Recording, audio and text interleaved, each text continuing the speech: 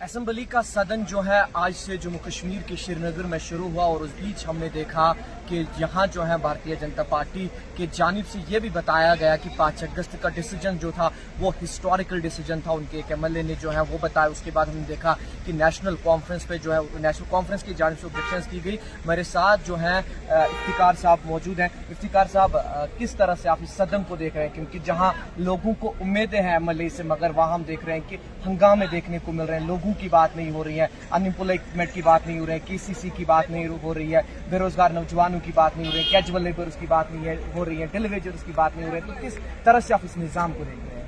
देखिए, असेंबली जो होता है वो एक प्लेटफॉर्म होता है जहाँ डिस्कशन होता है, और ये एक हाईएस्ट फोरम है जहाँ हम एमएलएज जो लोग एमएलएज को चुनते हैं और एमएलएज वहाँ लोगों की बात रखते हैं। और ये जो डिस्कशन है, देखिए डिस्कशन डेमोक्रेसी की सबसे बड़ी खूबसूरती ये है कि उसमें आइडियाज़ ऑफ ओपिनियन, हम अपनी ओपिनियन रख सकते हैं। आइडियाज़, बैटल ऑफ आइडियाज़ जो है वो वहाँ डिस्कस होती है।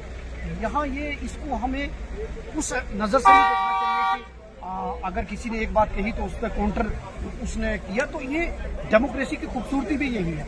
अगर असेंबली के अंदर इस पर खुल के बात नहीं होगी तो कहाँ होगा? ठीक है, उनका अपनी आइडियोलॉजी है, उनका अपना पॉइंट ऑफ व्यू है। अब वो अपने पॉइंट ऑफ व्यू पे बात करते हैं और उसको काउंटर जिसको वो बात पसंद नहीं आती। यही तो इस देश की खूबसूरती है, जमहूरियत की यही खूबसूरती है कि वहाँ ये डिस्कशन जब हुई। अबूचरी रेफरेंस पर आज तो सिर्फ खराज अकीदत ही पेश करनी थी, और उस पर हमें, मेरी ज़ाती राय ये है और मैंने अपनी स्पीच में भी कहा कि उसको हमें हिस्ट्री पे छोड़ देना चाहिए। हिस्ट्री विल बेटर जज कि किसने क्या किया, क्योंकि जो भी करता है वो अपनी तरफ से अच्छा करता है। हो सकता है हमारा नज़रिया उसको देखने का अलग हो, लेकिन जो इस दुनिया से चला गया उसके बारे में बुराई करना अच्छी बात नहीं है। खान साहब, आपके एक विधायक जो डोडा से आते थे, महराज मलिक, जब असेंबली में होते थे, गिरजती थी जम्मू कश्मीर की असेंबली, वो कितना मिस आज आपने उसको किया? देखिए, महराज मलिक हमारे कोलीग है, उनको लोगों ने वोट देकर चुना और बदकिस्मती है कि उनको पीएसए लगाकर उनको जेल में बंद किया गया, क्योंकि वो भी अपने इलाका की बात करते थे, अपने लोगों की बात करते थे।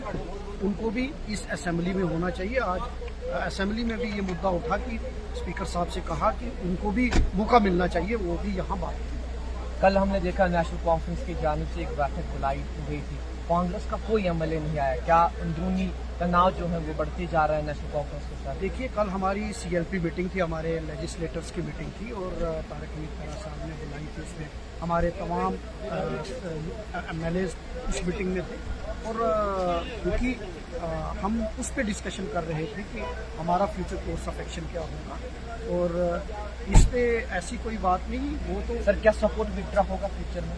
देखिए, ये डोमेन तो हमारी नेशनल लीडरशिप का है।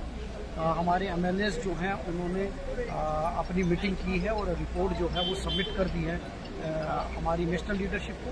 सपोर्ट एक्सटेंड करना, सपोर्ट विड्रॉ करना, ये नेशनल लीडरशिप का डोमेन है। जो भी नेशनल लीडरशिप डिसीजन लेगी वो आपको बताएगी। सर, क्या मूड अभी कांग्रेस के जम्मू कश्मीर की अगर हम बात करेंगे, जम्मू कश्मीर का यूनिट है, क्योंकि हम क्या मूड है कांग्रेस का? हमने देखा कैबिनेट में जो है कांग्रेस को कोई मंत्रालय नहीं दिया गया, उसके बाद जो है राज्यसभा की सेफ सीट भी नहीं दी। तो कहीं ना कहीं हम देख रहे हैं कि कांग्रेस के वर्कर्स कहते हैं कि हमारे साथ ज्यादती हुई है। तो लीडरशिप का क्या मूड है जम्मू कश्मीर का? देखिए, जहाँ तक बात है, हमने प्री पोल अलायंस किया। हम कभी भी सत्ता के लिए हमने कभी लालच नहीं की। कांग्रेस वो जमात है जिसने 1975 में शेख साहब को, कांग्रेस के सारे एमएलएज थे, शेख साहब को जेल से निकालकर in the interest of Jammu and Kashmir Sheikh Abdullah sahab को चीफ मिनिस्टर की कुर्सी ऑफर कर दी। कांग्रेस वो जमात है।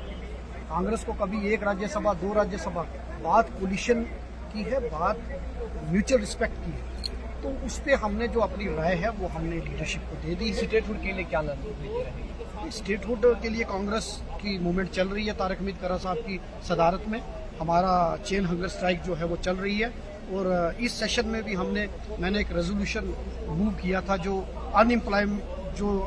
एजुकेटेड अनएम्प्लॉयड यूथ है जी, उनके लिए एक, जब तक उनका जॉब लगती, जब तक उनको नौकरियां मिलती, तो उनको अनएम्प्लॉयमेंट अलाउंस, जिसको स्टेफन कहते हैं, वो मिलना चाहिए।